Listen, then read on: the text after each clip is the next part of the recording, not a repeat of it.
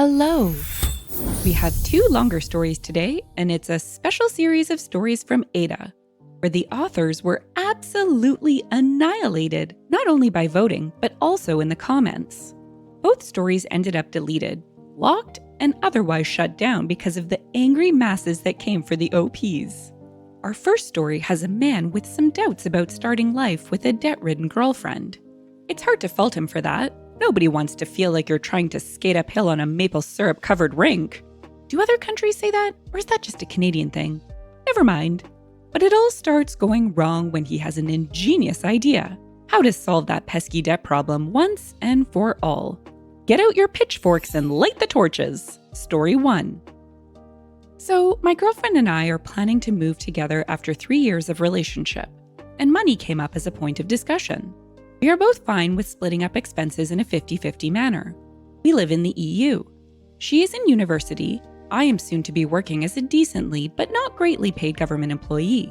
The problem is that my girlfriend, years ago, chose to move to a big city and study at a private university instead of a public one.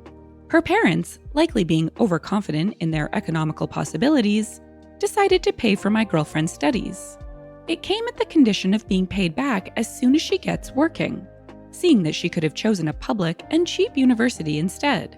She has to repay about 50k euros in a country with a median net salary of 20k. My girlfriend's degree is not really marketable, and such a debt would cripple her and our start in life, hurting us much more than it would hurt their parents not to get the money back. As an addition, my opinion is that parents should facilitate their kids' life, and they should not expect children to be economically neutral or positive to them. My girlfriend assured me that she would pay her parents back from her own salary.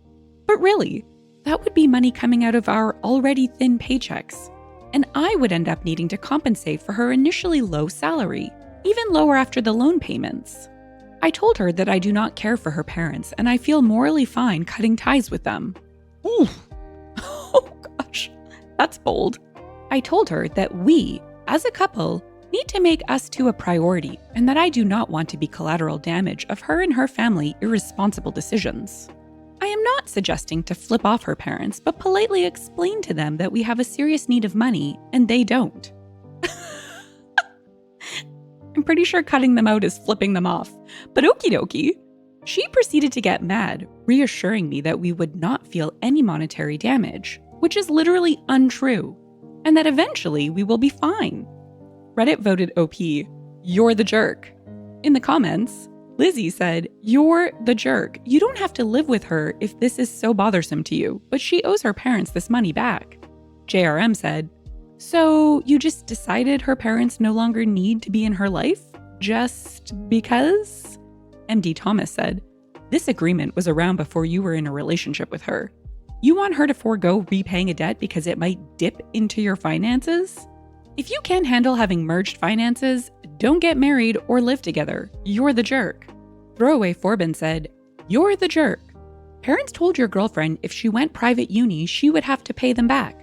Your girlfriend agreed to this. Your girlfriend owes them the money she agreed to pay. Everything else you wrote is just noise to justify your position. If you don't want to be collateral damage, leave. Or accept the fact that girlfriend made adult decisions that are carrying over into your relationship, and work together to address the obligations being brought into the relationship." Update 1. I'm done with this firing squad. Most of those who commented did not read my post, did not get my point, downvoted my explanations, and know nothing about me, my girlfriends, or our relationship. Obviously, the downvoting of my clarification reflects the need to light up my straw man. I don't see any reason. I think I have been polite and discursive, and I have only gotten insults back. Probably shouldn't have asked teenagers how to handle adult life. I initially kept it out of the scope of this post, but I did help her these last times, financially. I do not hold it against her, and I do not want her to pay me back. I want her to have a successful life, even if eventually we might not end up forever together. I don't want her to cut ties with her family, and I would hate for it to happen. That's why I suggested talking and explaining. Oh, the benefits of editing. Let's revisit what OP said. Quote, I told her that I do not care for her parents and I feel morally fine cutting ties with them. And that's supposed to mean not wanting to cut ties with family? I'm confused. Anywho, onward. I have been accusing of wanting to control her money, apart from the ridiculousness of the fact that I am barely trying to control my money. I have been getting groceries for her out of my 500 euros salary. I will leave this here, which I believe summarizes the situation well. Quote, "No jerks here. If she needs to pay 50k euros on a salary of 20k, she will not be in a position to contribute to a house or to have the time or money for children. Even if she's paying it out of her salary, that means her next 5 to 10 years are going to be affected by this debt. By extension, anyone who partners with her will be affected. I can't fault her for living up to the agreement with her parents. She also has been making a point of splitting costs 50-50. She acted entirely ethically. The problem is, if you're in a relationship, her debt is going to affect the life you can have together." End quote. Don't you love it when an OP takes their favorite comment and drops it in the update, validating their position? I won't blame my girlfriend. I advised her against it, but ultimately she made a choice as a 20-year-old something inexperienced girl, but her parents should have known better. Ultimately, I don't want to be the one paying 90% of the rent, utilities, and food because we need to repay a useless debt. I wish to establish a thorough and well-thought plan to make a family of us. Morally, it's wrong to fleece her parents, but it's more wrong to cripple us two for a decade. That makes me a jerk, but it makes me a jerk that has a point.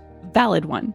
Also, the US is a messed up place, and honestly, you should ponder how my situation, the worst kind of loan situation where I live, is regarded as nothing bad, it's just debt where you live.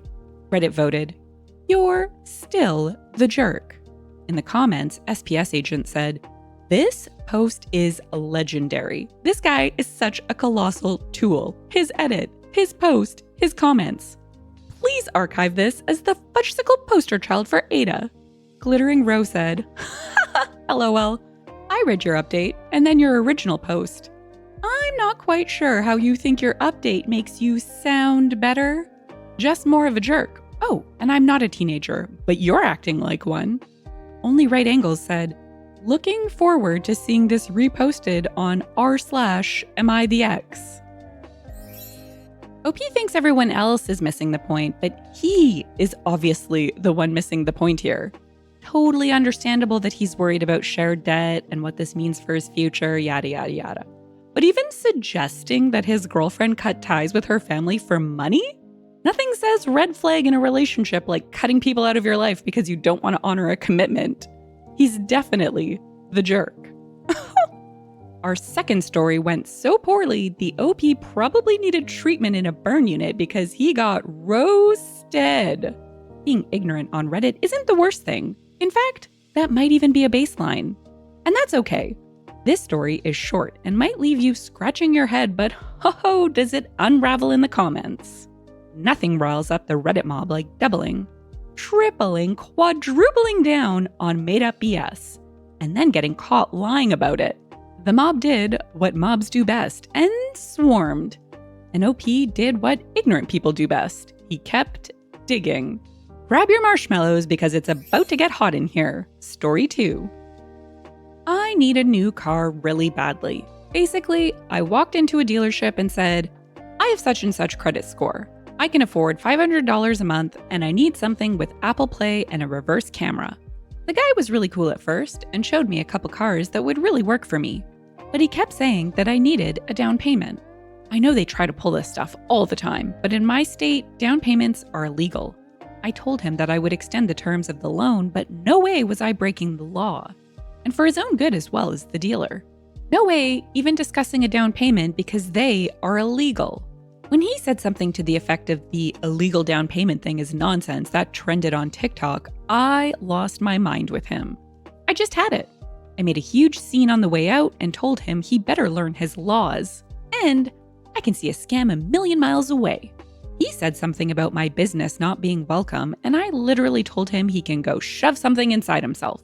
Why I might be the jerk. An older couple came up to me on the way out and said that I was really rude to him, that I disrespected and made a fool of myself. Why I might not be the jerk. I was 100% correct and saw a scam, and scammers deserve to be talked to like that. Am I the jerk? Reddit voted, "You're the jerk." In the comments, Hockey Matt said, "What state are you in? I may just be ignorant, but I've never heard of down payments being illegal. I have, however, heard of false rumors being presented as truth on TikTok."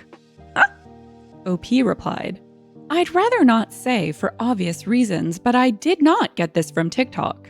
Jimmy Taco asked, "Finding where? Have you figured out yet that you're wrong, or do you need more Redditors to point this out to you?"